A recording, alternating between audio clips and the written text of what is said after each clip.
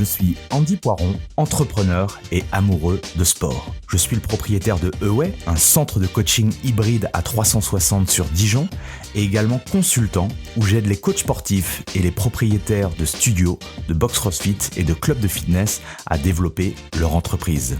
Le fitness est une passion et c'est aussi un business. Dans ce podcast, le business du fitness, je vais à la rencontre de personnes ordinaires qui vous partagent leur expérience extraordinaire. Au programme, on parle de leur parcours, de comment elles en sont arrivées là, et également de leurs difficultés, de leurs succès et de tous les éléments qui peuvent vous donner des idées pour votre propre entreprise. Se nourrir des autres est l'un des moyens les plus simples d'accélérer son propre parcours personnel. Donc faites-vous plaisir, écoutez, prenez des notes, laissez-vous inspirer et très bonne écoute. Dans l'épisode du jour, j'ai le plaisir d'inviter Ken Porcher, personal trainer à Lausanne et formateur dans les métiers du coaching. Ken a un parcours inspirant. Il nous explique comment il a plongé dans l'univers du fitness et comment aujourd'hui, il a développé son propre centre de coaching en parallèle de son métier de formateur. On a parlé de plein de choses passionnantes avec Ken. Comment démarrer en tant que coach sportif dans un fitness? Comment monter son propre centre de coaching en l'espace de 2 mois? Comment se lancer rapidement? Comment planifier sa création de contenu? Et encore beaucoup d'autres choses. Bref, je ne vous en dis pas plus et je laisse place à notre conversation avec Ken Porcher. Petite note par rapport à cet épisode, la qualité du son n'est pas exceptionnelle à certains moments, mais comme Ken nous avait partagé des pépites, eh bien, j'ai pas voulu supprimer cet épisode-là. Donc bonne écoute, profitez bien et au plaisir. Bonjour à tous, bienvenue sur le podcast Le Business du Fitness. Et aujourd'hui, eh bien, j'ai la chance d'être en Suisse. En tout cas, je suis avec Ken Porcher. Salut Ken. Hello Andy. Ravi que tu sois présent sur le podcast. On en parlait un petit peu en off. Ça fait quelques temps qu'on s'est un petit peu perdu de vue. Je connais un peu du coup ton parcours et je trouvais ça inspirant de te faire intervenir. En quelques mots, est-ce que tu pourrais déjà te présenter pour poser le cadre? Ouais. Alors même si je l'ai fait en off, je le refais maintenant. Merci de m'inviter dans ton podcast. Être invité dans un podcast qui parle du fitness et du business par un de ses anciens formateurs, c'est une milestone que je passe avec grand plaisir aujourd'hui. Donc voilà, merci pour l'invitation, c'est hyper cool. Le plaisir est partagé. Je m'appelle Ken, je vais avoir 35 ans vers la fin de l'année. Je suis marié, j'ai une petite fille qui va avoir 1 an et demi bientôt. Et je suis personal trainer indépendant en Suisse, à Lausanne, depuis bientôt 7 ans. Et j'ai fait ma reconversion professionnelle en 2014. Donc à la fin de l'année, ça fera 10 ans que je suis dans l'industrie du fitness. En 2014 chez Fitspro, là où on s'est rencontrés. Et j'ai travaillé pendant 3 ans pour Let's Go comme manager de club. Ensuite, pendant 3 ans et demi dans leur structure comme personal trainer indépendant. Et depuis août 2020, je suis dans mon propre studio de coaching. Voilà, en gros. Et à la base, je viens pas du tout du monde du fitness. J'ai fait ma reconversion donc à 25 ans et j'ai fait 6 métiers différents dans 5 branches différentes avant de. Ouais. Et on va y revenir justement. Et du coup, avant de creuser un petit peu, qu'est-ce que ça fait d'avoir 10 ans dans cette industrie? Est-ce que quand tu as démarré justement tes formations, tu croyais justement que tu allais travailler aussi longtemps? Alors la réalité, c'est que avant de commencer mes formations, je pensais que j'allais directement faire du personal training et gagner 10 000 francs par mois. Ça n'a pas tout de suite été le cas. Ça a pris un bon moment. J'ai beaucoup aimé la période de transition chez Let's Go, la première période de salariat chez Let's Go comme manager de club. Ça a été très cool. Je pensais jamais que je ferais 10 ans. Je sais pas si c'est quelque chose de limitant ou une qualité, mais je m'ennuie rapidement dans ce que je fais. Et non, 10 ans, c'est vraiment moi-même, je suis impressionné. Je suis hyper content parce que c'est la preuve que j'ai tenu et surtout que dans ces 10 ans, il y a eu la période compliquée Covid. Je suis devenu papa. Il y a eu plein de choses qui se sont passées et mon bateau tient toujours l'eau et j'arrive toujours à naviguer. Donc non, c'est hyper cool. Ouais, je sais pas si t'as un peu la même impression, mais tu vois, avec le recul et le temps qui passe, je trouve que c'est beaucoup plus difficile de perdurer dans le temps que entre guillemets quand tu démarres, c'est clair que c'est un nouveau job, t'es motivé, t'as de l'énergie, enfin il y a tout un tas de facteurs qui fait que euh, la difficulté, même si t'as emmagasiné de l'expérience, t'as du recul et tout, durer dans le temps, et on le voit bien avec des grosses entreprises où à un moment donné, tu vois, elles s'essoufflent, elles ont plus le, le, le le réflexe, l'énergie nécessaire pour avancer ou pour trouver de l'innovation. Quel est ton ressenti par rapport à ça du coup? Parce que 10 ans, ça fait quand même voilà. En fait, si je regarde mes expériences professionnelles passées, moi j'ai commencé à travailler à l'âge de 15 ans avec un apprentissage. Je crois que c'est nous on a le CFC en Suisse, c'est l'équivalent du CAP en France, donc que tu fais directement quand tu finis ton école obligatoire. Et en fait, j'ai un cycle d'à peu près, alors ça dépend des expériences professionnelles que j'ai eues, mais qui dure entre 1 an et 3 ans avant que je change et que je fasse autre chose.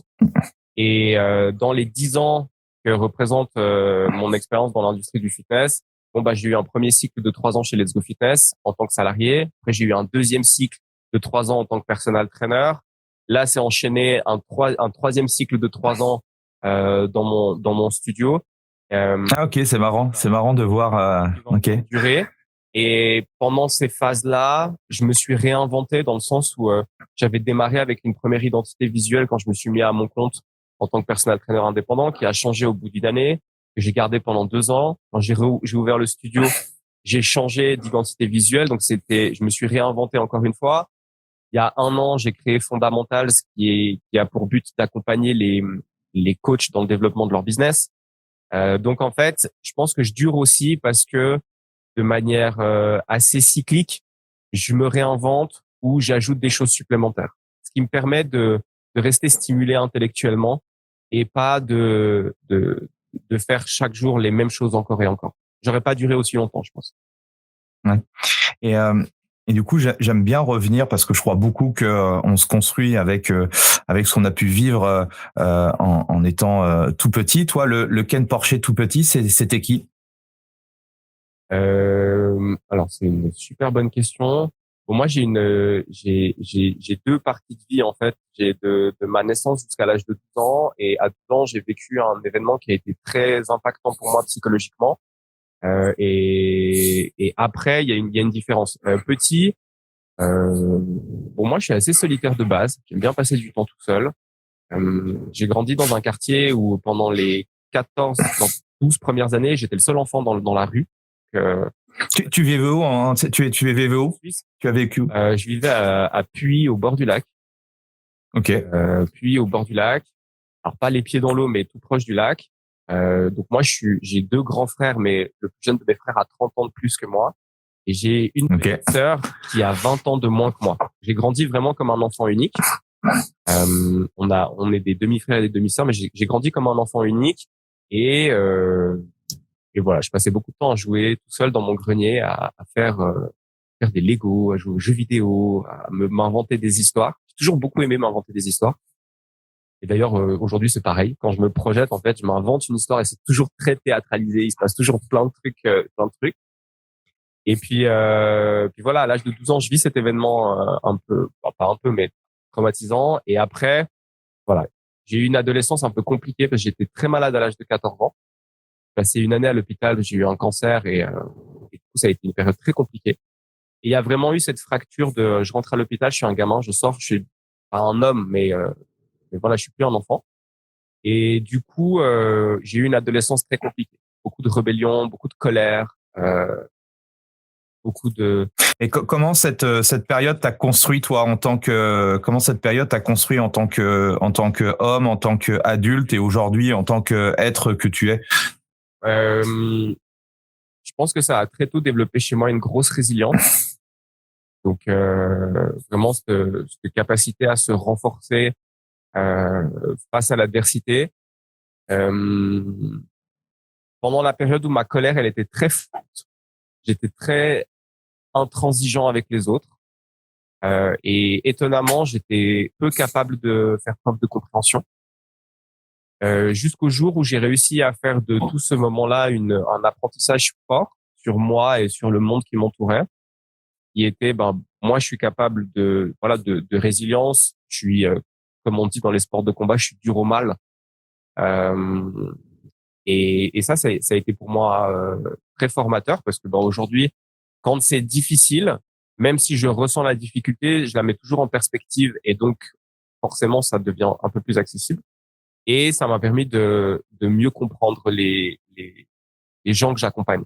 C'est-à-dire que quand moi je fais pas mal de rééducation, je travaille avec des gens qui sont en situation de handicap passager ou permanente, je travaille avec des gens qui sont en cours de chimiothérapie. Euh, donc je travaille avec des gens qui sont dans une situation compliquée. Et forcément, quand je dis je sais ce que ça fait, en fait, c'est pas une vue de l'esprit. Je sais réellement ce que ça fait, même si c'est lointain. Moi, je te vois comme quelqu'un qui bosse énormément, qui est hyper consciencieux. Est-ce qu'on peut dire que c'est avec cette période-là qui a fait que le fait d'être résilient, je pense bosseur ou autre, c'est cette période-là ou ça c'est Non, en fait, la réalité, c'est que j'ai toujours été une grosse flemme dans les emplois que j'avais avant. C'est-à-dire, okay. j'étais capable d'appeler mon boss en disant tu sais, j'ai un peu mal à la tête, je vais pas pouvoir venir bosser et passer toute la journée à jouer à la play. Alors que si t'as réellement mal à la tête, c'est pas un truc que tu peux faire. Voilà. Non, j'étais assez tir au flanc pendant longtemps. Et à un moment donné, et principalement quand je me suis mis à mon compte, je me suis mis à mon compte et puis j'ai mal géré mon argent parce que j'ai pendant longtemps très mal géré mes ressources financières et je me suis retrouvé vraiment avec plus une thune au bout de 3 mois d'indépendance professionnelle. Et c'est là où j'ai dit, ouais, il y a un truc qui va pas. Il y a un truc qui va pas. Maintenant, j'ai deux possibilités. Je, soit je me prends en main et puis j'arrête de faire le rigolo, soit je retrouve un travail de salarié et puis je continue comme ça. Et en fait, j'ai toujours eu le sentiment, alors ça peut paraître un peu prétentieux, mais j'ai toujours eu le sentiment, et depuis que je suis tout petit, que j'allais accomplir des trucs vraiment cool et j'allais vraiment faire des grandes choses à mon échelle, mais des grandes choses. Et quand j'ai eu cette période où je me suis retrouvé avec plus d'argent parce que j'avais mal géré, j'ai pris conscience que si je voulais faire des grandes choses, il fallait vraiment que je me bouge. Et parce qu'en fait, maintenant, à l'inverse de quand j'y pensais les années précédentes, je savais dans quoi est-ce que je pouvais investir mon énergie. Et donc, au lieu, si tu veux, quand j'étais gamin, je me disais, je vais faire des grands trucs, je savais pas dans quoi. Et c'est un sentiment que j'ai toujours eu, mais j'ai jamais su dans quoi. Et là, j'ai réalisé que l'environnement dans lequel j'allais accomplir ce qui était pour moi des grandes choses, qui bien pour moi, hein, pas dans l'absolu, c'était cette industrie du fitness. En tout cas, en premier lieu. Et donc là, je me suis dit, ouais, il faut vraiment que je me bouge. Et j'ai développé de la discipline, de la régularité, et j'ai commencé à me cadrer, comme j'avais été capable de le faire par exemple, dans les sports de combat. Et du coup, avant de revenir à cette période fitness, tu nous as parlé des différents jobs. C'était quel type de job que tu as fait dans quelle thématique, quelle industrie? À la base, j'ai un CFC de gestionnaire de vente spécialisé horlogerie bijouterie que j'ai fait dans le magasin que mon père avait au centre-ville de Lausanne, qui était un magasin d'antiquité où on vendait des pendules anciennes et principalement en fait de l'horlogerie ancienne. Après, je suis retourné au gymnase. J'ai fait le baccalauréat international parce que j'étais trop vieux pour retourner dans un gymnase public en Suisse et j'ai eu la chance que mes parents puissent me payer un gymnase privé. J'ai mal géré mon truc. J'ai loupé d'un point mon entrée à l'université en Suisse parce que j'ai déconné quoi. Enfin c'est 100% ma faute. J'ai pas assez bossé. Et du coup, je suis parti directement dans le milieu professionnel. J'ai travaillé pendant 1 an. J'ai fait du courtage immobilier. Après, j'ai travaillé pendant 2 ans dans de la bijouterie et de l'horlogerie de luxe. Suite à ça, j'ai bossé pendant 1 an comme contremaître et assistant de direction dans une entreprise de carrelage. Tu vois, rien à voir. Ok. Et puis, en parallèle, parce que je cherchais justement le truc dans lequel j'allais accomplir des grandes choses, j'avais mis en place le projet de rentrer dans la police. Donc, j'avais fait mon recrutement, j'avais fait toutes ces choses-là. Et comme il fallait bien que je bosse et que ça s'était mal passé avec mon employeur dans l'industrie du carrelage, J'avais pris une mission de 8 mois comme assistant du chef de l'unité finance et logistique du service social de la ville de Lausanne, où j'avais une mission de coordination. Et ma mission est arrivée à terme au moment où normalement je devais commencer mon école de police. Et j'ai reçu mon contrat avec ma convocation pour aller chercher mon matériel. Et là, je me suis dit, en fait, je me suis projeté dans l'avenir et je me suis dit, il y a un truc qui va pas jouer. Je suis beaucoup trop belliqueux. Je remets systématiquement tout en question. Je demande toujours pourquoi. J'ai quand même un peu un problème avec l'autorité. Et là, je me suis dit, ça va pas le faire. Tu t'embarques dans une direction qui va pas. Et j'ai décidé de me lancer dans le fitness. Ok. Et si on resynthétise, si on resynthétise un petit peu toutes les expériences que tu as eues, quels sont les gros enseignements que tu en retires de toutes ces expériences qui, je pense, aussi t'ont permis d'en être là où tu en es aujourd'hui? Ouais, bien sûr. Alors, je reviendrai pour rien au monde en arrière parce que j'ai appris énormément à travers ce parcours chaotique, j'ai appris énormément sur moi. Et c'est des enseignements que je vais pouvoir transmettre à ma fille et ça, j'en suis très content. J'ai appris que le statut d'indépendant, c'est un truc qui me convient bien, même très bien. Il a des aspects négatifs, mais étant donné que mes expériences professionnelles m'ont fait remarquer que j'étais un salarié qui n'était pas spécialement incroyable, dû justement au fait que je remets systématiquement tout en question, que j'ai c'est pas une aversion, mais ce côté belliqueux face à l'autorité. Je suis un mismatch. Tu me dis noir, je te dis blanc. Tu me dis blanc, je te dis noir, mais juste parce que j'ai envie de dire le contraire. Et je me suis rendu compte, voilà, ça m'a fait réaliser quelle chance j'ai aujourd'hui d'être indépendant. Et donc, je suis reconnaissant de ça parce que je suis passé à travers tout ça. Et ça m'a permis aussi de voir ce dont j'avais pas envie. J'ai essayé plein d'industries différentes. J'ai eu des postes à responsabilité, j'ai géré des équipes. Et aujourd'hui, je suis principalement seul. J'ai maintenant, tu vois, après 10 ans, j'ai quand même un réseau de coachs et c'est devenu des amis autour de moi qui est vraiment cool. Mais je suis content d'avoir une barque qui est petite et que je peux manier comme bon me semble quand la mer est calme, mais aussi contre vent et marée. Ok, excellent. Et du coup, tu arrives dans cet univers du fitness. Tu connaissais déjà? T'étais peut-être membre, t'étais adhérent ou comment ça s'est passé? Et je pense que la première fois que je suis rentré dans une salle de fitness, je devais avoir moins de 10 ans. C'était avec ma mère pour aller faire un cours d'aérobic. Ok. Tu vois, moi je suis né en 88, donc c'était la période aérobic, l'ICRA, fluo. Et donc ma mère faisait beaucoup de fitness et j'allais avec elle dans les cours d'aérobic. Je pense que j'ai fait mon premier cours de spinning, je devais avoir 2 ans, un truc comme ça. Et okay. j'ai pris mon premier abonnement seul, j'avais l'âge de 15 ans. Et donc pendant 10 ans, de manière assez régulière, parce que j'aimais bien ça, vraiment, c'est un truc qui me plaisait, le fitness, soit en parallèle de sport que je faisais à côté. Moi là-bas, j'ai quasiment fait que des sports de combat dans ma vie. J'adorais ça, j'adorais aller m'entraîner, j'adorais. Alors quand j'ai commencé, tu vois, j'allais chercher les infos dans les magazines de fitness. Après, sur Internet, il y a eu les premiers gros sites avec plein d'informations. Et j'ai toujours bien aimé ça. J'entraînais beaucoup, je faisais mes programmes en autodidacte, je donnais des conseils à mes potes, j'aimais bien transmettre. Et au moment de ma reconversion, en fait, j'étais en couple avec une fille qui était aussi dans l'industrie, qui donnait des cours co et qui faisait une formation, pas chez Fix, mais qui faisait une formation. Et on discutait de sa formation et au moment où j'étais dans ce moment charnière de je vais pas rentrer dans la police, elle m'a dit, pourquoi pourquoi tu te lances pas dans cette industrie? Et j'ai dit, ah ouais, ça peut être une idée. Et j'étais complètement enflammé. Okay. J'arrive, premier jour de cours, j'ai David Cotin en face de moi. Le mec est possédé par son métier, possédé par sa passion. Et je suis là, waouh, c'est incroyable. Et au bout d'1 heure et demie de cours, je lève la main et je fais, on fait comment pour être à ta place? C'est vrai, faut travailler dur. Ok, ça. Et en fait, j'ai rapidement développé ce côté que j'avais pas avant, c'est-à-dire régularité, ténacité et grosse discipline.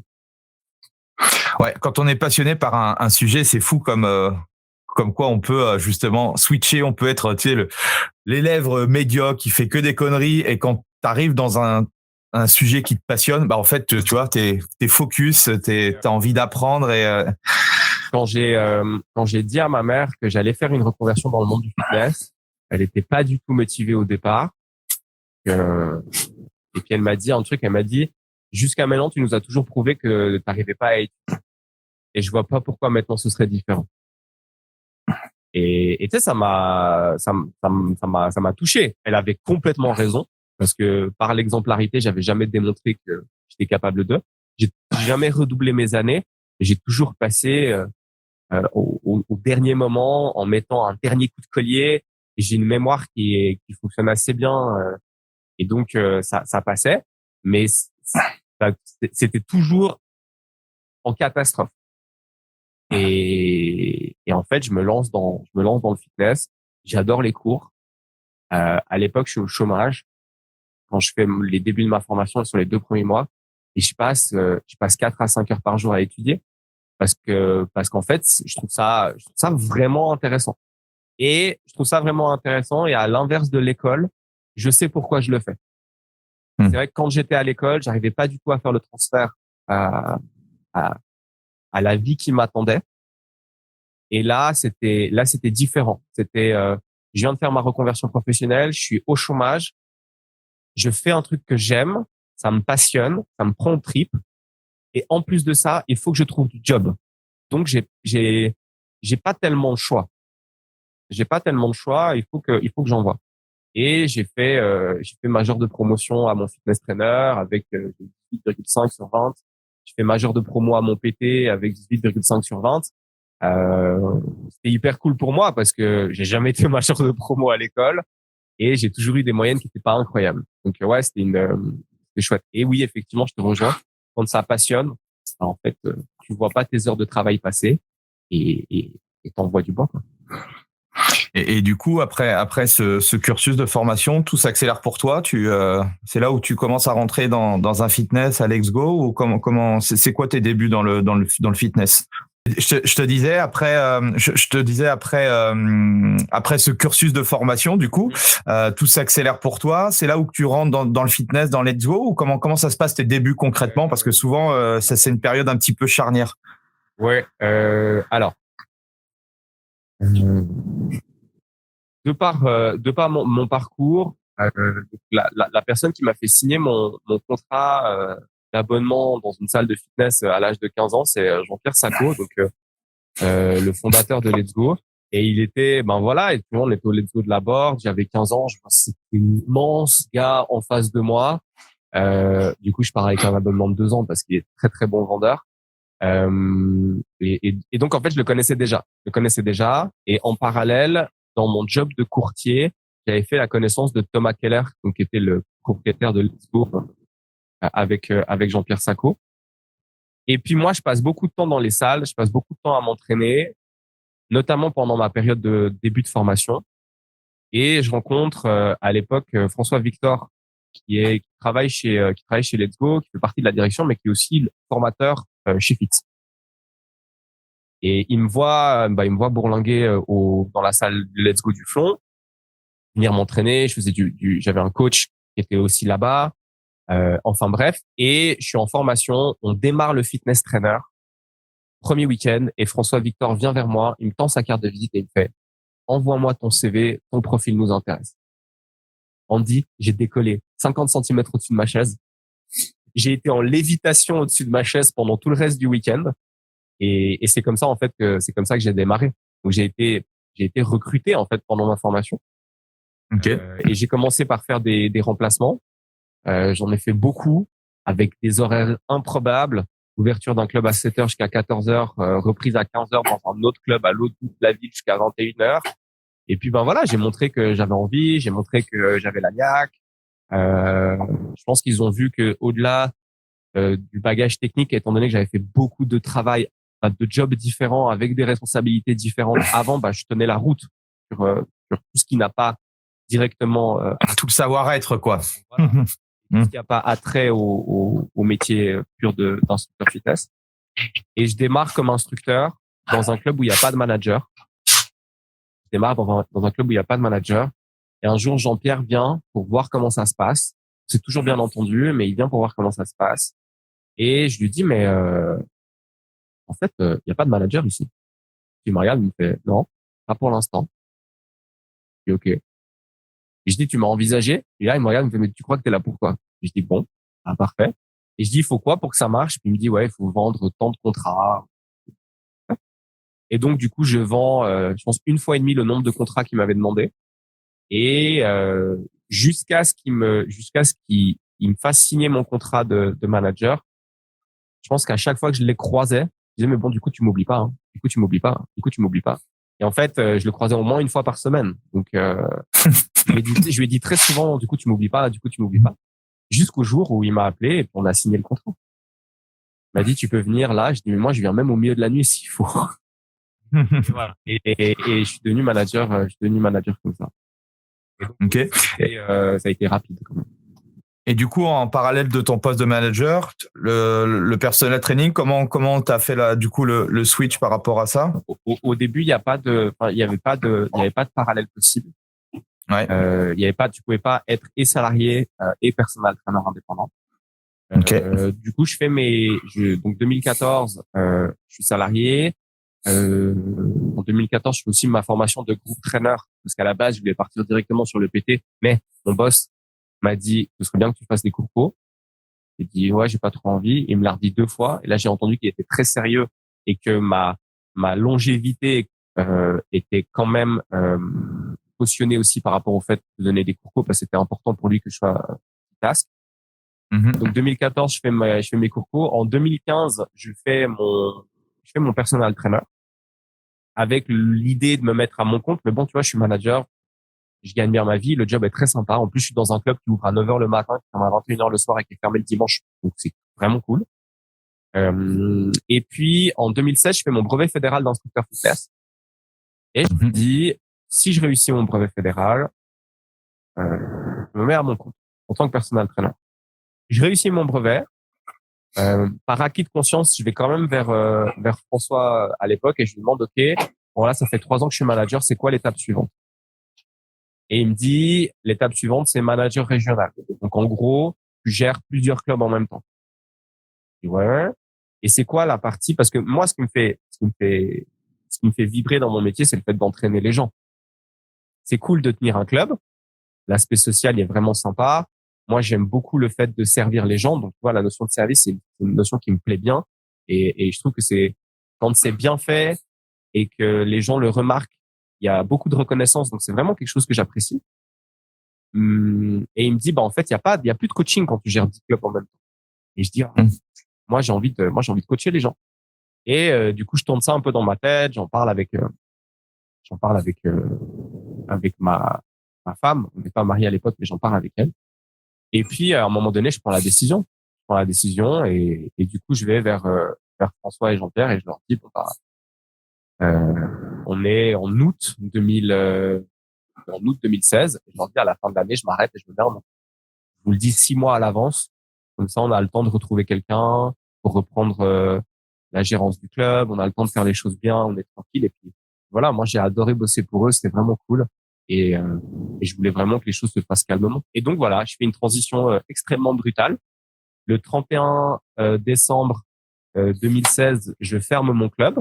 Je remets les clés au manager qui va reprendre le flambeau. Et le 3 janvier ou le 4 janvier 2017, je fais ma première séance de coaching en tant que coach indépendant. À l'intérieur du Let's Go, tu étais manager? Ouais, à l'intérieur. Alors pas dans le Let's Go, j'étais manager, mais chez Let's Go. J'ai voulu profiter du fait que je connaissais les gens, que les gens me connaissaient, que ça faisait quand même longtemps que je m'entraînais dans les différents clubs. Donc voilà, les instructeurs me connaissaient, une partie des clients me connaissaient. Ça aurait été, à mon avis, un mauvais choix stratégique d'aller me lancer dans une structure où personne ne me connaît. Oui, tout à fait. Et comment se passent les débuts du coup en tant que personal trainer? Ça se passe, écoute, ça se passe plutôt bien. Alors, dans la réalité, je démarche avec l'autorisation de mes chefs en octobre 2016. Je commence à démarcher les clients du club pour leur dire que je vais me mettre à mon compte. je récolte 52 contacts, les gens qui nous disent ah franchement on est chaud et tout. Et dans ma tête, je me dis, et là j'ai fait une erreur de calcul par rapport à mon ego. Dans ma tête, je me dis mais comment je vais gérer ma première semaine avec 52 clients? Et à mi-décembre, j'envoie à ces 52 contacts la liste des prix. Et sur les 52, il y en a 2 qui répondent présent. Donc, en fait, la première semaine où j'ai commencé, j'avais 4 personnes. J'avais ces 2 clients sur les 52. Ils sont restés mes clients jusqu'au Covid. Hein. Donc, ça a été mes clients pendant 3 ans et demi. J'ai ces 2 clients. J'ai ma mère et j'ai ma marraine qui me soutiennent dans le démarrage de mon travail d'indépendant. Et donc, ma première semaine, j'ai 4 clients. Donc, ça va, c'était assez soft. Et puis rapidement, ça commence à prendre. Rapidement, ça commence à prendre. Et 4, 5, 6, 10. Et j'arrive assez rapidement avec ce fameux roulement critique de 10 clients par semaine. Et puis après, ça n'a pas arrêté de progresser d'année en année. Si demain tu devais redémarrer de zéro et d'aller justement à cette taille critique de 0 à 10 clients dans un club de fitness, pour ceux qui nous écoutent, comment tu t'y prendrais? Que là, effectivement, tu avais l'asset d'être manager et ça, c'est une force forcément quand les gens te connaissent déjà. Mais par rapport à ton expérience que tu as pu vivre et aujourd'hui tu accompagnes d'autres personal trainers, comment tu fais ou quelle piste de réflexion tu pourrais donner à chacun? Je me fixerais principalement dans un club. Donc, si je devais vraiment partir de 0 client, je me fixerais dans un club. J'irais pas, quand moi j'y travaillais chez Let's Go, j'allais dans une journée, je pouvais aller dans 5 clubs différents pour coacher mes clients. Alors, je me balade en 2 roues, donc c'est pas très compliqué, tu vois, avec un scooter, c'est assez agile. Mais les gens, ils ont besoin de te voir. Les gens, ils ont besoin de te voir. Ils ont besoin de te voir beaucoup et ils ont besoin de te voir souvent. Pour que du moment qu'ils se disent ah tiens, j'ai besoin d'un coach, tu sois la première personne à laquelle ils pensent. Donc j'irai me fixer dans un club principalement, un gros club où il y a beaucoup de passages. Du style, là en l'occurrence, ça aurait été le Let's Go du fond. Il y a beaucoup de passages. Chaque jour, il y a 400, 500, 600, 700, 800 personnes qui passent. Je me fixerai dans un club. Je passerai beaucoup au début du temps à m'entraîner, donc j'irai m'entraîner tous les jours dans le club pour me faire voir. Et puis j'irai proposer mes services aux gens en fait. J'irai proposer mes services aux gens. Je pense que je discuterai aussi beaucoup avec les instructeurs de la salle, tu vois, histoire de créer un lien parce que c'est quand même eux qui t'envoient le plus de clients. Comment tu fais justement pour parce que on entend souvent ouais mais alors mes collègues c'est un peu mes concurrents, bref il y a des frictions et tout. Comment tu Alors j'irai parler avec les instructeurs qui sont derrière la réception et qui font pas de coaching. Eux, leur job c'est d'accueillir les gens, c'est de faire les programmes d'entraînement et je sais pas, j'irai par exemple les inviter à prendre un café. Viens, on va manger un truc, histoire de faire connaissance, je suis nouveau. Et tu sympathises avec, mais de manière honnête, hein, pas même si derrière il y a une arrière-pensée évidemment, pas se mentir. T'espères qu'il va t'envoyer des clients, mais tu sais vraiment un intérêt honnête et bienveillant déjà pour qu'ils te connaissent et puis que par la suite, si ils ont le sentiment qu'un client peut bien matcher avec toi, qu'ils matchent avec toi. Et j'irai aussi discuter avec les autres personal trainers. Je pense que je les observerai beaucoup pour voir ce qu'ils font. Et comment est-ce que je pourrais faire quelque chose de qualitatif, mais peut-être qui pourrait être dans l'exécution perçue comme étant différent. C'est-à-dire comment est-ce que je peux faire ressortir ma différence dans un club où il y a déjà des coachs. Alors moi, j'ai un avantage, c'est que j'ai pas le physique que monsieur et madame tout le monde imagine quand ils s'imaginent un personal trainer, dans le sens où déjà de un, je suis pas très grand, de deux, je suis pas monstrueusement balèze. Et c'est vrai que quand les gens imaginent un personal trainer, ils voient forcément quelqu'un de grand, quelqu'un d'hyper musclé. Alors je dis pas que je suis pas musclé, mais je suis pas très volumineux, quoi. Même pas beaucoup. Et ça c'est un avantage parce que tout de suite il y a une distorsion entre le match que les gens autres et quand moi j'arrive en phase 2. Donc ça, puis je verrai comment est-ce que je pourrais tirer mon épingle du jeu. Je pense que j'offrirai beaucoup de séances aux gens du club pour leur montrer. Tu vois, au départ, quand tu démarres, tu as une ressource en très grande quantité, c'est le temps, mais tu as une ressource en très peu de quantité, c'est l'argent. En l'occurrence, la séance que tu offres aux gens, à toi, elle te coûte quasiment rien, mais par contre, elle peut avoir une plus-value dans la perception de ton service qui peut être très important. Donc, je pense que j'en offrirai beaucoup. Et puis, j'irai démarcher les commerces, les employés des commerces autour du club. C'est-à-dire que plutôt que de déposer mes flyers en disant si jamais vos clients sont intéressés, est-ce que je peux poser mes flyers?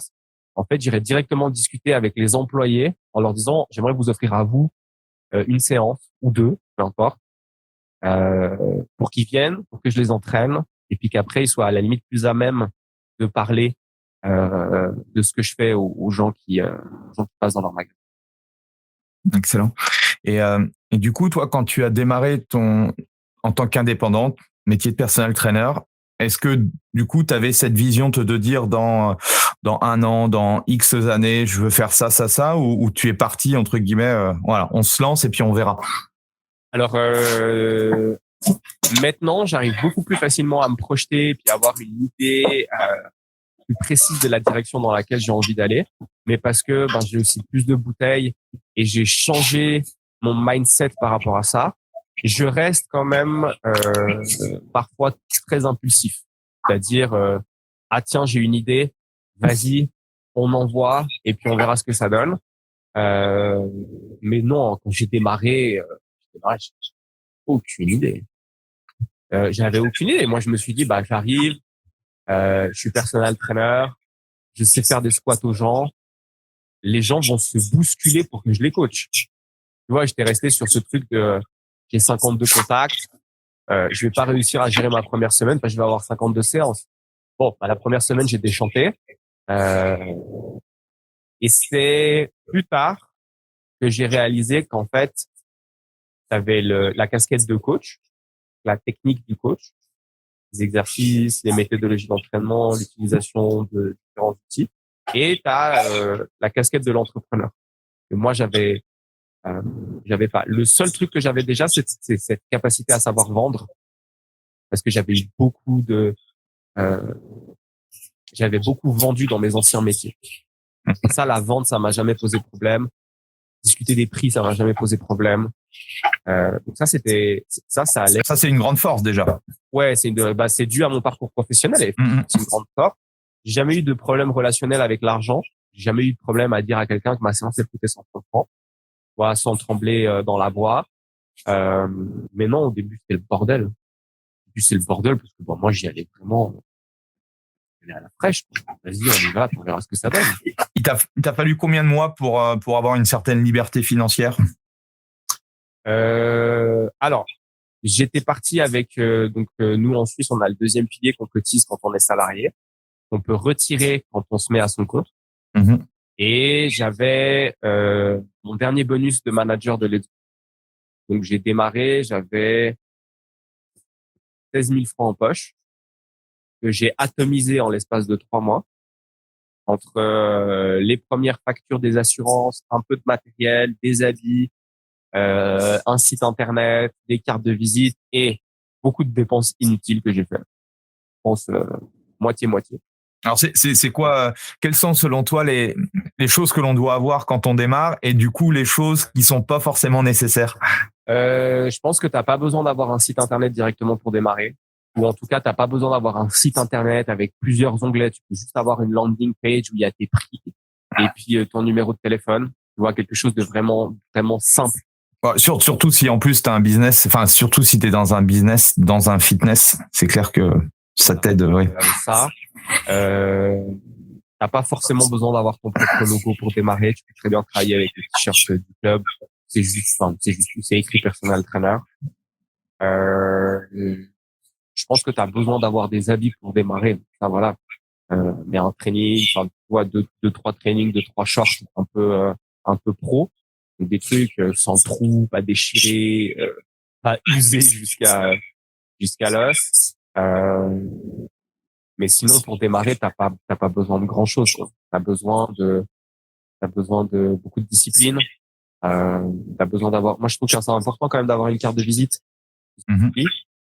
Mais pas forcément besoin d'avoir un logo spécifique. Il peut juste y avoir ton nom dessus, quoi. Très bien. Et puis, par contre, ouais, les assurances professionnelles. Ça coûte Mhm. pas mal d'argent au départ. Mais c'est bien de les avoir. La protection juridique, la responsabilité civile professionnelle, l'inscription à la caisse AVS pour que tu puisses cotiser, directement démarrer avec un troisième pilier pour faire de l'épargne. Voilà, des choses comme ça. Ça va vite sur quelques milliers de francs. Mais voilà, le site internet qui t'en coûte 2000, il n'y a pas besoin. Il y a des choses qui sont pas nécessaires. Et quand tu étais on va dire en mode pilotage automatique où tu commençais à avoir tes clients, c'était quoi ta routine en tant que personal trainer sur la semaine? Parce que là, on en parlait aussi en off, la grosse difficulté dans notre métier. Ouais, il y a la gestion du temps, surtout si on a un business model où on vend du temps contre de l'argent. Il y a cette organisation et cet équilibre à avoir entre, même chose, tu l'as dit, entre le moment où je suis avec mes clients et je leur fais faire la séance. Il y a tous les à côté de l'entrepreneur, de l'indépendant. Il y a aussi ce qu'on appelle notre vie privée, si on veut aussi avoir une vie privée. Est-ce qu'il t'a fallu longtemps pour justement moduler un petit peu tout ça? Comment tu t'y es pris, toi? Ma femme, maintenant, elle a fait une reconversion dans le monde de business, donc elle est nutritionniste et personal trainer aussi, mais à la base, elle travaille dans la restauration. Et donc, on passait 2 soirs par semaine ensemble, et on avait un jour de congé en commun.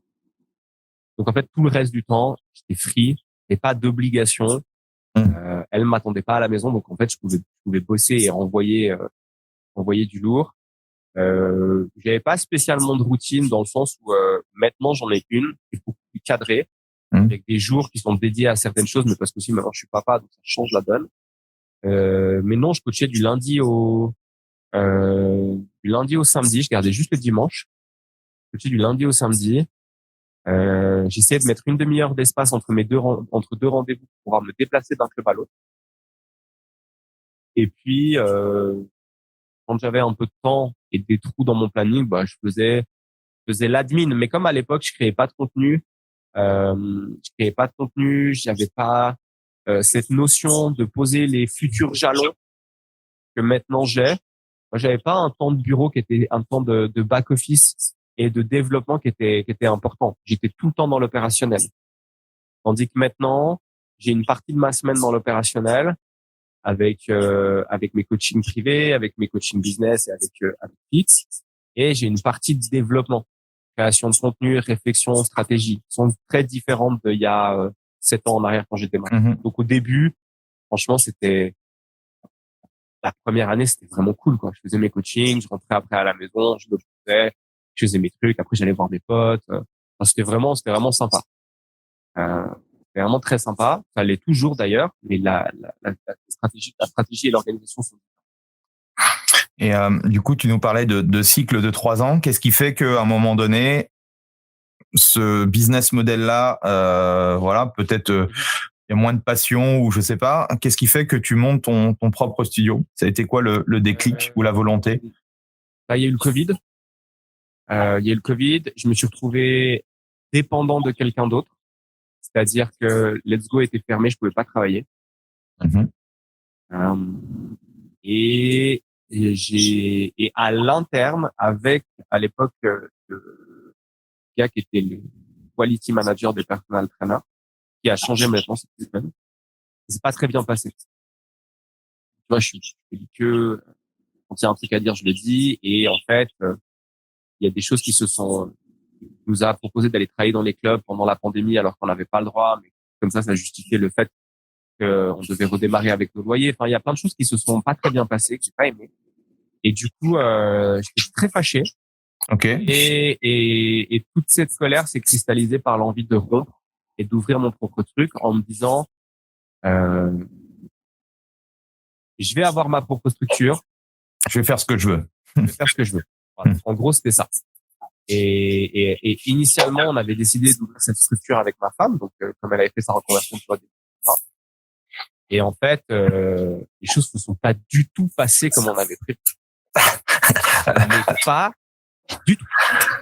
Et par rapport à quoi, du coup? Quels sont les... En fait, on a pu travailler pendant 2 mois. Après, on a été fermé pendant 2 semaines et demie à cause des restrictions sanitaires en novembre. Donc novembre 2020. Novembre 2020. Et du coup, entre la réflexion du moment où tu te dis on va monter un studio et j'ai les clés du studio et je démarre, il s'est passé combien de temps? 2 mois. Même. Oh, ok. Quand je te dis que ça a démarré vite, c'est en fait un matin je me lève, je dis ok maintenant c'est stop, faut que je trouve un truc. Ok. Et donc c'est quoi les étapes, les milestones là, pour ouvrir un studio en 2 mois? Le premier c'est j'ai été chercher un local et j'avais eu 2 éléments qui devaient absolument pas changer. Et un, fallait que ce soit au centre-ville de Lausanne parce que toute ma clientèle était au centre-ville de Lausanne. 2, il fallait que j'ai aucun travaux, pas de travaux à faire. Pas de vestiaire à monter, pas de salle de bain à monter, pas de sol à poser. Il fallait que j'arrive dans un truc où j'ai juste à poser mon matériel. Il fallait trouver un studio qui était à vendre, non? Non, pas à vendre, parce que je voulais pas reprendre l'activité de quelqu'un, mais j'avais besoin d'un local commercial où il y ait une salle de bain avec une douche et un toilette et que j'ai pas de travaux à faire. Ok. Donc, tu vois, moi j'ai travaillé dans l'immobilier, donc les sites de location, de choses comme ça, je le connais bien. Ok. J'ai poncé tous les sites. Et quand moi je me mets un truc en tête, je suis vraiment capable de. Tu y passes 24 heures sur 24, quoi. Exactement. Comme ça, au moins, je suis sûr de réussir. Donc, je cherche le studio, je visite 2 endroits. Je visite 2 endroits et j'en trouve un avec au rez-de-chaussée, avec une porte qui donne directement, donc c'est une entrée autonome. Il y a une salle de bain avec une douche, un WC. Il y a une petite entrée qui est sympa.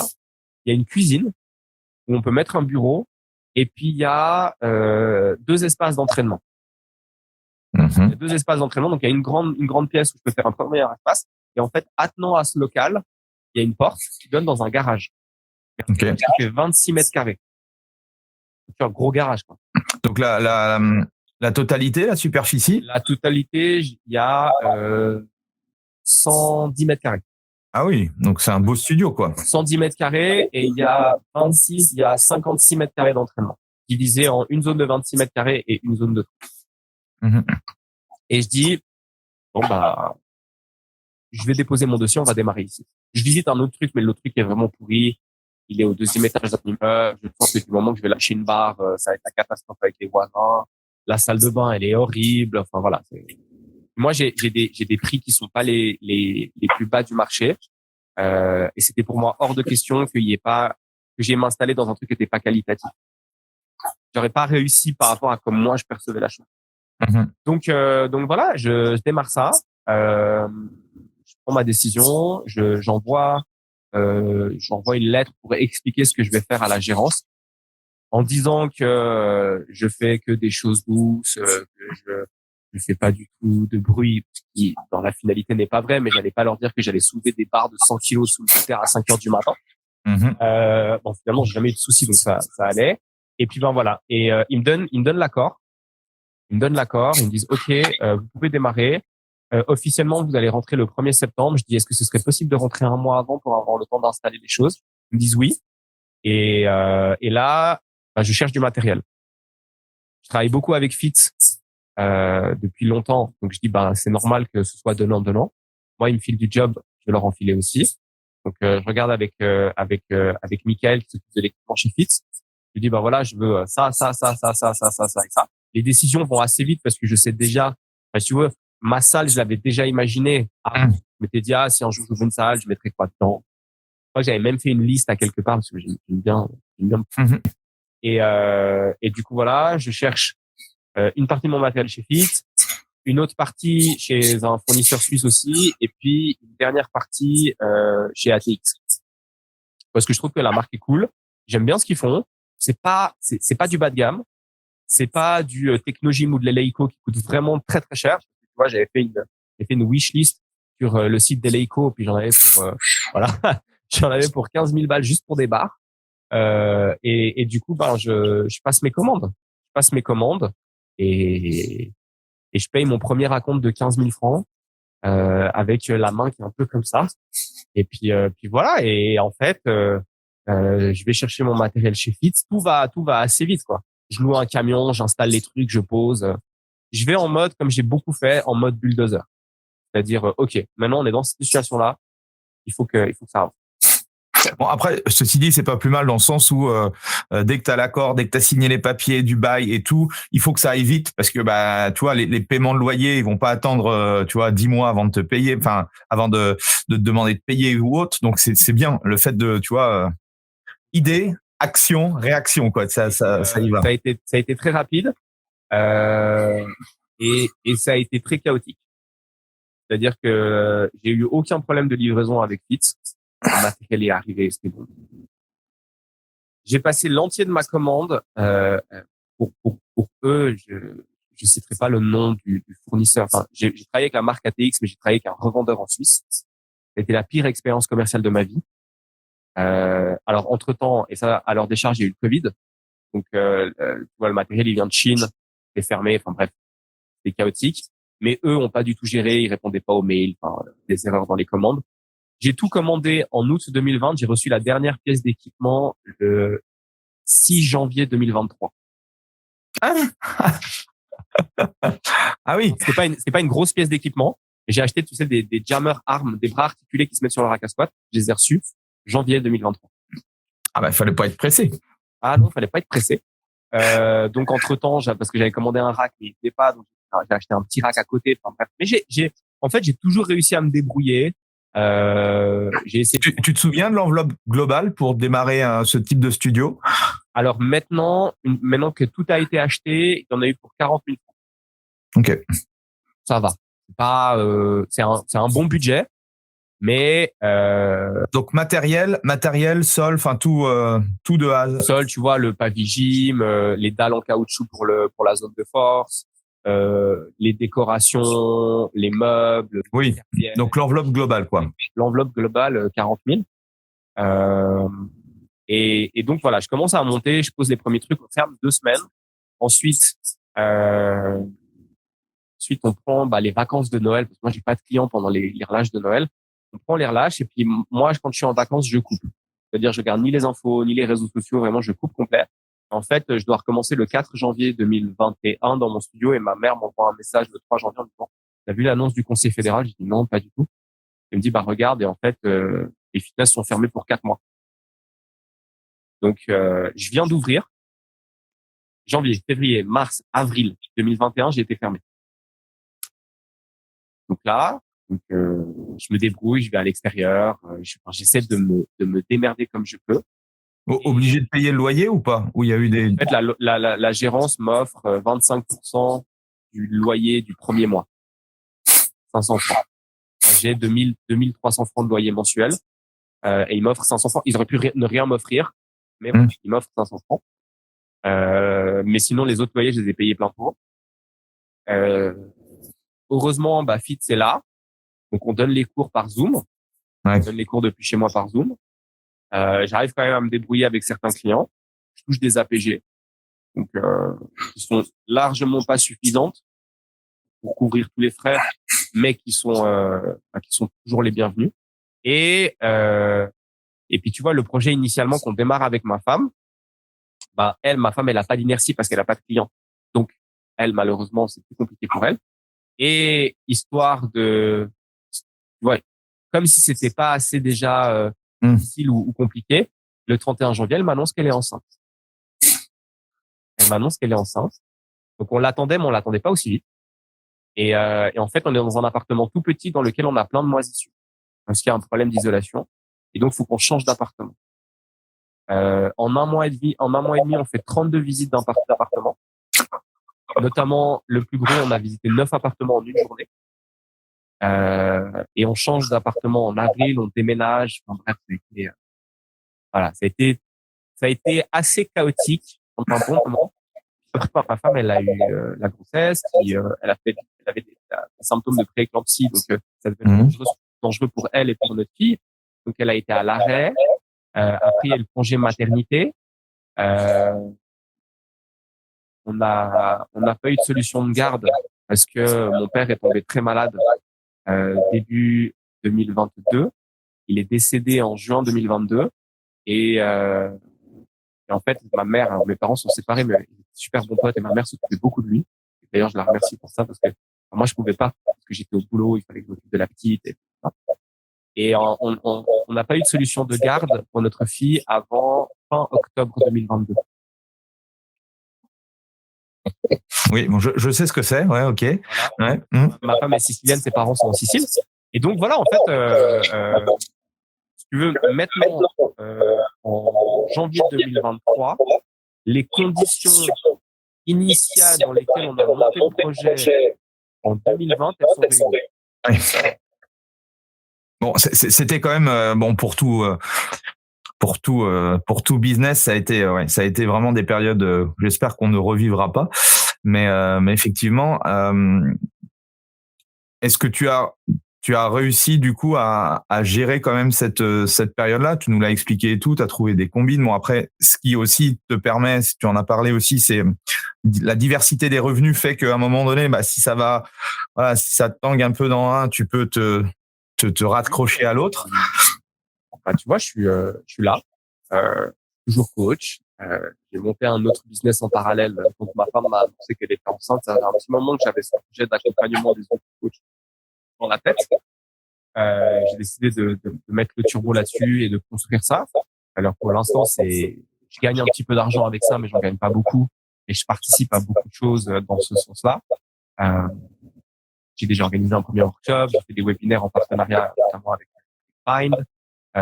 J'ai fait des choses intéressantes, tu vois, et j'ai eu la chance au passage de rencontrer Flo, donc la cofondeur de Find, au moment où je créais Fondamental. Donc c'était hyper cool parce que j'ai trouvé une pote qui était un peu animée comme moi dans cette volonté de faire d'amener des choses dans notre industrie.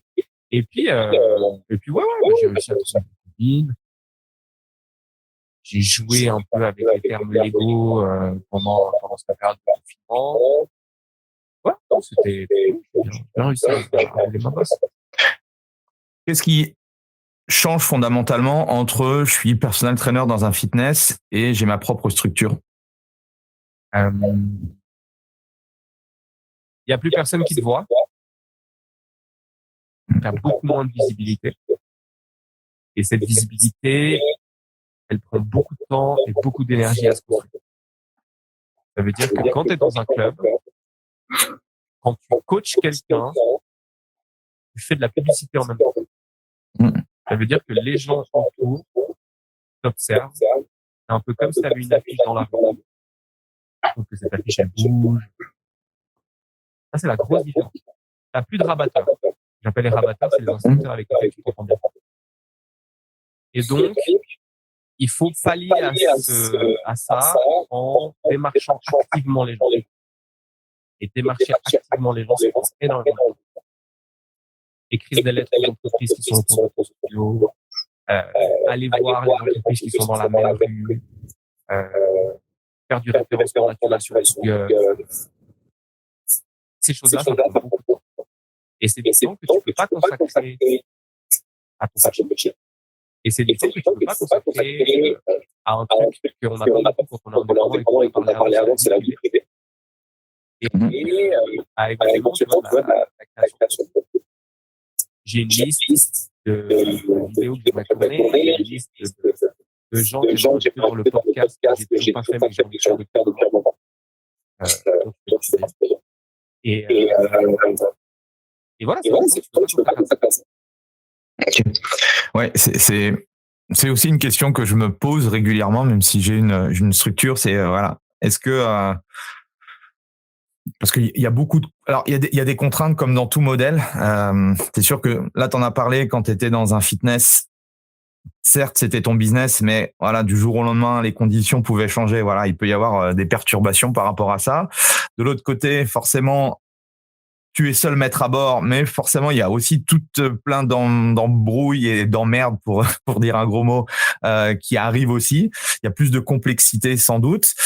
Donc, c'est vrai que même chose, tu vois, c'est toujours une suite de se dire, bon, voilà, c'est toujours un équilibre assez, je pense, difficile à trouver. Je pense que c'est peut-être des périodes de vie qui font que. Moi, je pense que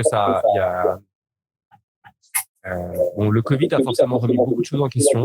Ça, c'était un truc euh, imprévisible, autant dans ce qui s'est passé que dans comment ça s'est passé, que dans comment nos politiques ont réagi, soit en Suisse ou en France. Maintenant, on commence un peu à voir que voilà, certaines réactions auraient pu être différentes, mais on ne peut pas changer ce qui a été fait. Moi, je ne peux pas me prendre la tête là-dessus. Le fait de devenir papa a changé énormément de choses aussi. Le fait que mon père soit décédé et donc toute la réflexion que j'ai eue par rapport à ça a aussi changé la manière dont je vois les choses. J'ai réalisé il y a un petit moment qu'il y a aucune situation qui n'a aucun point négatif.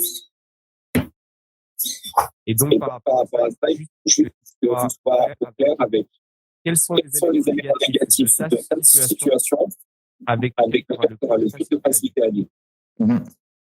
Est-ce que c'est le fait d'être dans ta propre culture et de ne pas avoir de temps à consacrer à de la création de contenu, à des choses comme ça? Ou est-ce que c'est être dans une salle où au final, tu n'es pas 100% autonome? Ok, c'est quoi le truc avec lequel tu es prêt à guider? Et ça, c'est une réflexion qu'il faut avoir.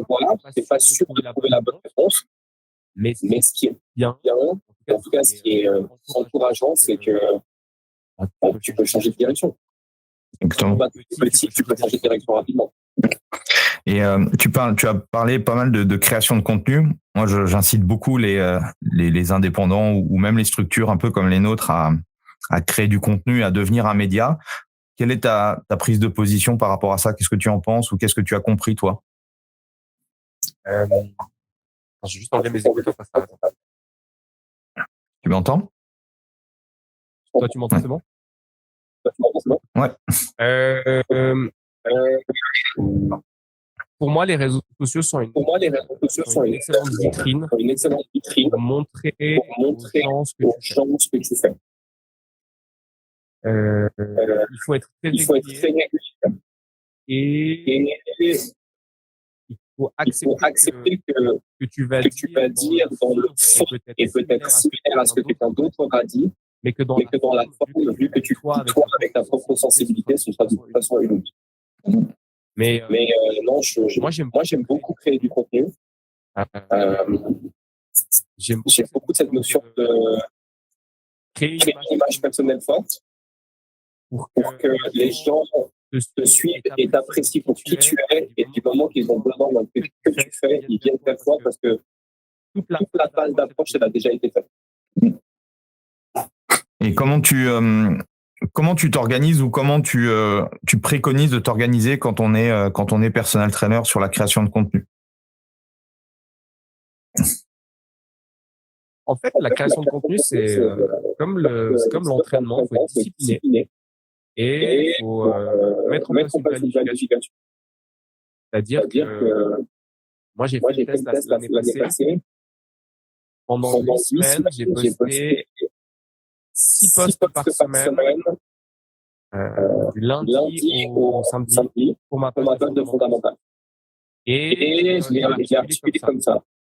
Je me suis fixé à un moment donné 2 heures pour définir ce que tu aborder et les idées de contenu. Ensuite, j'ai fixé 3 premières heures pour filmer. Et en fait, j'étais très organisé et très méthodique. Là, je filme. Là, je monte les vidéos. Là, je fais les textes. Et je prends une semaine d'avance sur la création de contenu. Donc, planifier. Pas se lever le matin et dire « Ah tiens, si je faisais un post aujourd'hui ». Planifier, être méthodique et créer du contenu avec de la. Ok, excellent. Et comment toi c'est quoi ta vision du personal training avec ce qui s'est passé aussi avec la Covid, avec les confinements? Comment tu vois notre métier? Comment tu vois l'avenir du fitness? Je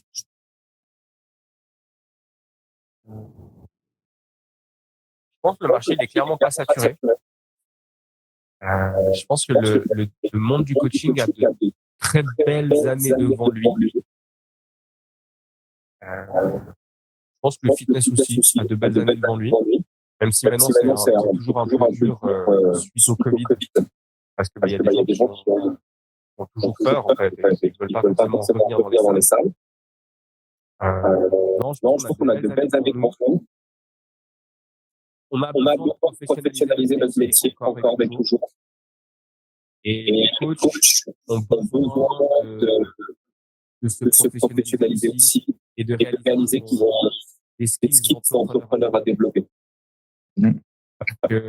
Savoir faire des squats aux gens, avoir un beau shape et soulever des grosses charges, ça suffit pas. Donc, il y a un gros travail d'explication à faire avec les coachs sur les soft skills, sur la gestion, tout l'aspect entrepreneurial de notre métier. Et tu disais que bon, tu as ton studio, tu fais de la formation, tu développes du consulting, de l'accompagnement. Comment tu arrives à gérer parce que souvent on me pose la question, mais comment tu fais pour faire plein de choses? C'est quoi un petit peu tes hacks de productivité ou comment tu fais? T'as plus de 24 heures dans la journée ou comment ça se passe? Alors non, je dors 7 heures. Je dors 7 heures je dors 7 heures par nuit parce que si je dors moins, je suis en je m'entraîne 3 fois par semaine à 1 heure. Et quand je suis à la maison, poster comme aujourd'hui, alors là, parce que bien évidemment, on est enregistré, on est en train de discuter. Mais en fait, j'ai un vélo que je glisse sous mon bureau et je pédale, donc je m'entraîne quand même. C'est juste que l'entraînement est plus au centre de mes obligations.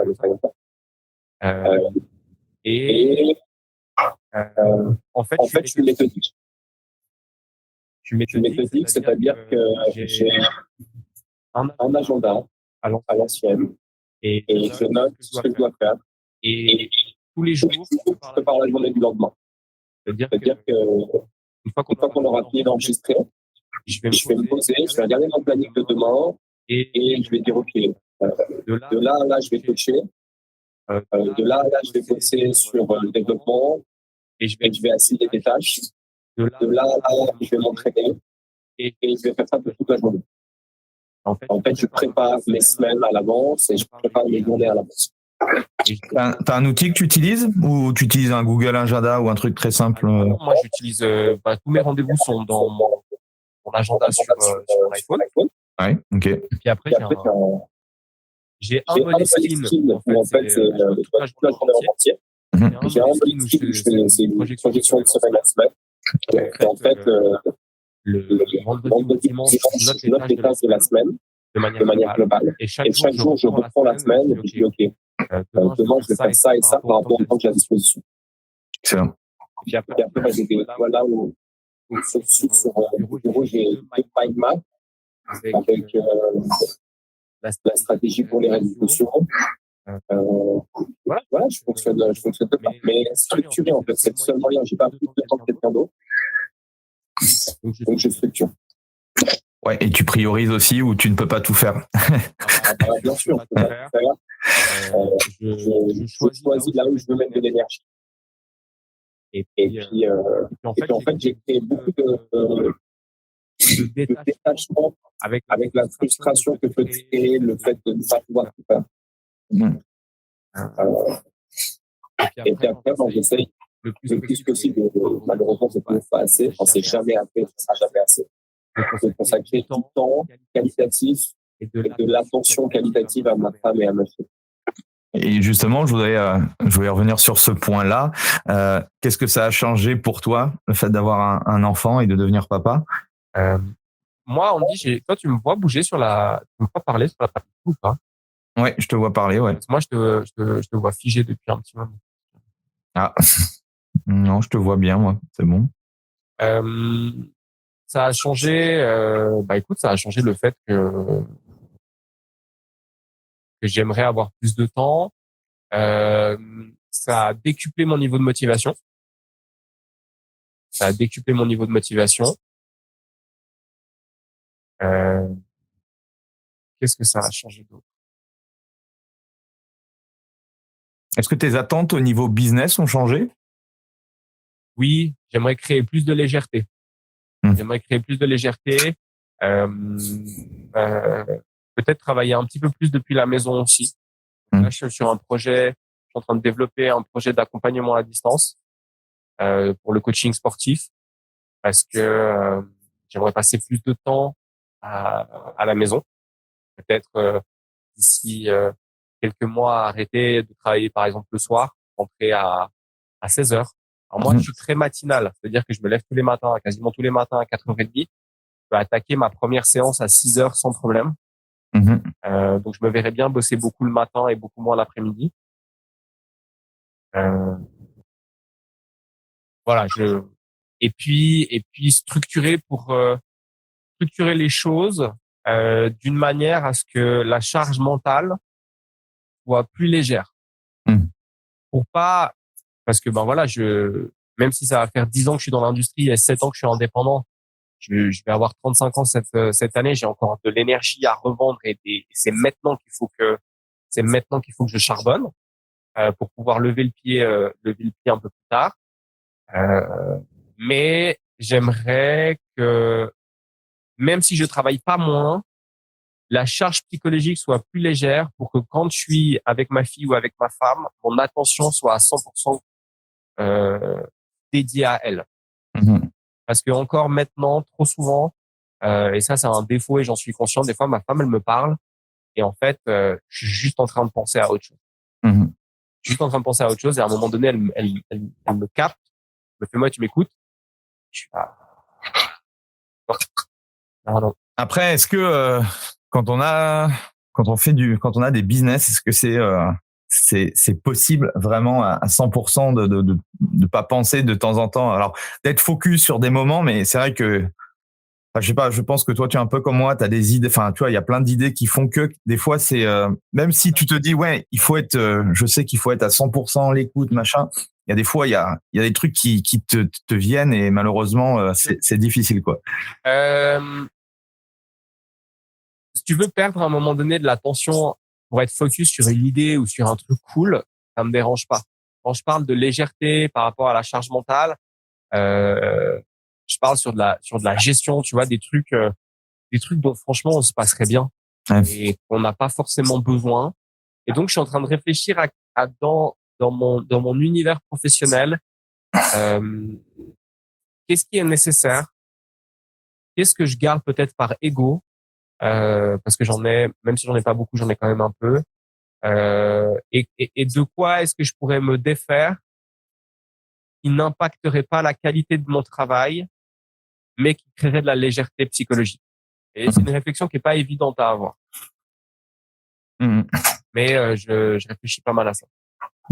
Est-ce que tu as des ressources, des livres ou des podcasts ou autres qui pourraient qui toi t'ont marqué, t'ont intéressé, que tu pourrais nous partager?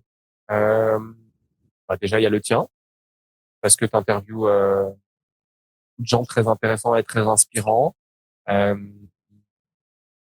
J'aime beaucoup le podcast de David Laroche. Et notamment là, il a fait un podcast avec Mora Toglou, le coach de tennis, et j'ai vraiment trouvé le podcast ultra puissant. Le livre Crush It de Gary Vee a complètement changé ma vision des réseaux sociaux et notamment le développement de l'image personnelle. Qu'est-ce que j'ai... Après, c'est beaucoup de discussions avec, tu vois, avec Flora Vis, avec Saverio Lamenta, à Keep Up, qui est propriétaire de Keep Up, Je rêve, avec Sean Seal, avec des gens, avec Arnaud Ponchelet, des gens qui sont inspirants et partager avec eux, réaliser que soit ils sont dans la même situation que moi, en l'occurrence, soit qu'ils ont été à un moment donné dans la situation et leur demander comment est-ce qu'ils s'en sont sortis.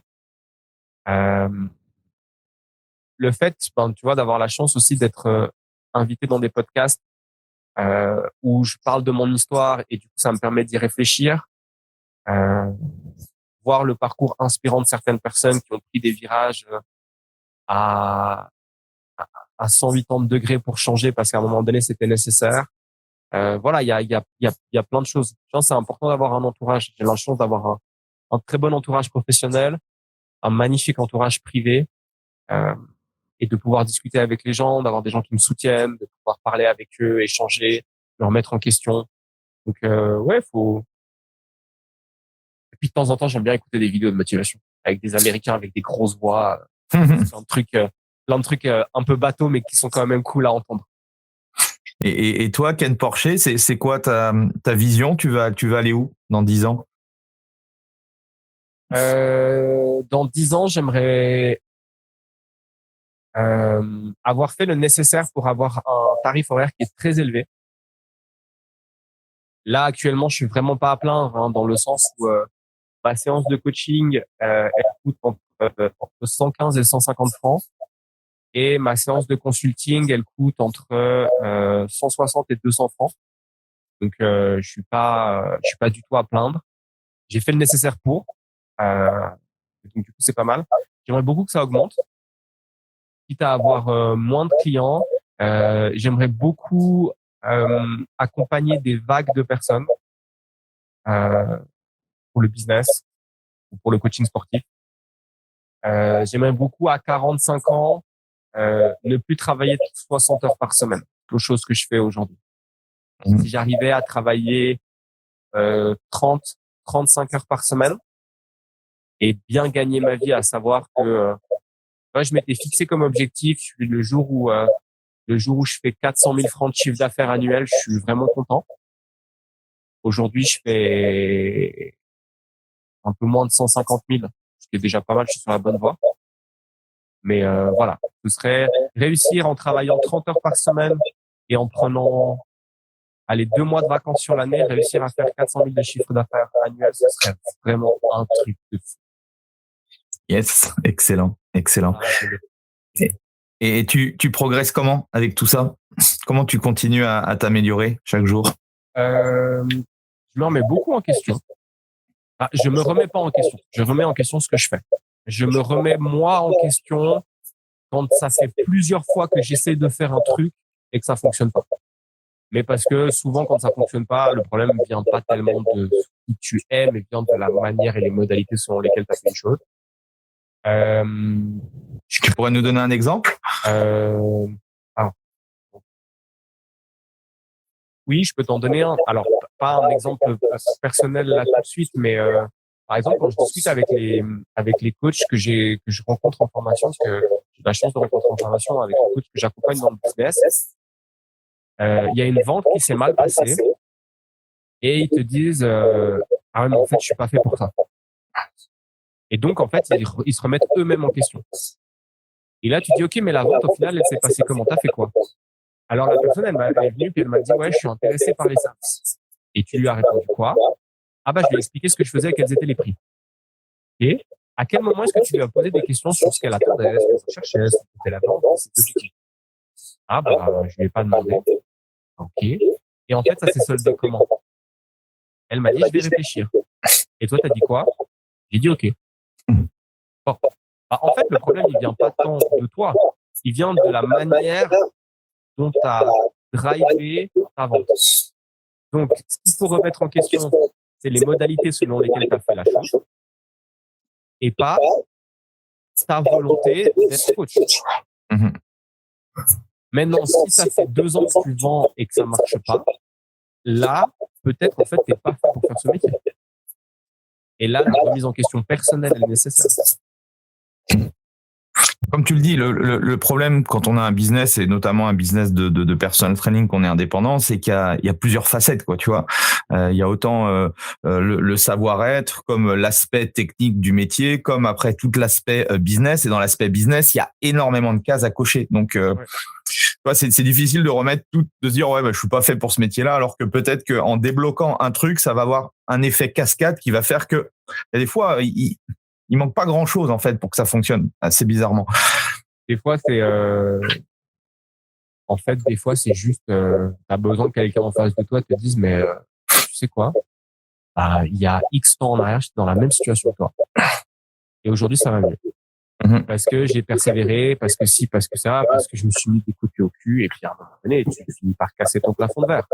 Mais voilà, donc je me remets en question, ou je remets en question les modalités selon lesquelles je fais les choses, et j'écoute, à l'inverse de quand j'étais plus jeune, j'écoute énormément les conseils et l'avis des personnes à qui je témoigne à qui je donne de la valeur. C'est-à-dire quelqu'un, on aurait une discussion, toi et moi, où je te dirais, bah voilà, j'ai fait ça comme ça, comme ça, comme ça, et tu me dirais, bah écoute, Ken, là, tu déconnes, essaye de faire les choses différemment, j'écouterai. T'es plus âgé, t'as plus d'expérience, ton bagage, expérience de terrain est plus important que le mien, j'écoute. Si je discute avec quelqu'un qui est pas indépendant, qui est même pas coach et qui me donne des conseils, je dis oui. Peut-être que dans ce qu'il va me dire, il y a un truc que je vais prendre, mais voilà, j'écoute vraiment les gens qui ont plus d'expérience. Alors que quand j'étais plus jeune, je le faisais pas. Okay. En tout cas, merci pour cette discussion super enrichissante. Est-ce que tu aurais un dernier message à passer au coach, ou est-ce qu'on peut déjà aussi te trouver s'il y a des coachs qui veulent voir ton travail ou autre? Donc moi, je gère 3 comptes Instagram. J'ai mon compte privé où j'essaie de développer cette fameuse image personnelle forte, où voilà, je mets un peu tout ce qui se passe dans mon quotidien. Qui pas monstre fun, mais quand même. Donc ça, c'est @KenPorchet. Ensuite, il y a la page du studio. En fait, si vous allez sur ma page @KenPorchet, vous retrouvez les liens vers et la page du studio et la page de Fondamental. Ok. Les auditeurs veulent après me contacter, donc ils me contactent de manière spécifique par rapport à ce qu'ils aimeraient faire avec collaboration avec moi. Et puis après, chaque page Instagram renvoie vers le lien des sites. Et puis sinon, qu'est-ce que je pourrais dire au coach? On fait un métier magnifique. Pour pouvoir le faire pendant longtemps, il faut développer beaucoup plus de skills que juste des skills techniques. Il faut être capable de remettre en question les choses que l'on fait, la modalité de nos actions. Et puis, je pense que le plus important, c'est de faire quelque chose qui nous fait vibrer. Le monde du coaching est très vaste. Il faut faire plein de choses. Je pense qu'il faut faire quelque chose qui nous fait vibrer. Je pense qu'il faut choisir un peu nombre de choses qu'on fait très très bien et les mettre en avant, puis c'est comme ça qu'on prépare. Merci pour ce message de fin. Merci à tous aussi d'être restés. Pensez à mettre un petit 5 étoiles, un petit commentaire. En tout cas, merci Ken. J'espère pouvoir venir du coup sur Lausanne, parce que ça fait longtemps que j'ai pas été du côté de la Suisse. En tout cas, merci pour tout. Et puis nous, on se retrouve la semaine prochaine pour un nouvel invité. Merci à tous. Merci Andy. Ciao. Voilà, c'est fini pour aujourd'hui. J'espère que l'épisode vous a plu. Merci d'avoir passé ce moment en ma compagnie. 2 petites choses avant de vous quitter. Si vous cherchez les notes de l'épisode ou que vous voulez tout simplement me contacter personnellement, allez sur mon site andypoiron.com. Donc tout attaché, www.andypoiron.com. Vous trouverez toutes les informations nécessaires. Et dernière chose, et c'est la plus importante pour moi, si vous voulez m'aider à promouvoir ce podcast, eh bien vous mettez un avis 5 étoiles sur Apple Podcast. Si vous regardez cet épisode sur YouTube, eh bien pensez à liker et à vous abonner à ma chaîne YouTube, et pensez à en parler autour de vous, pensez à en parler à vos amis ou à vos collègues dans le fitness. Ça permettra véritablement à ce podcast d'avoir beaucoup plus de visibilité. Voilà, en tout cas, merci, à très vite pour le prochain épisode.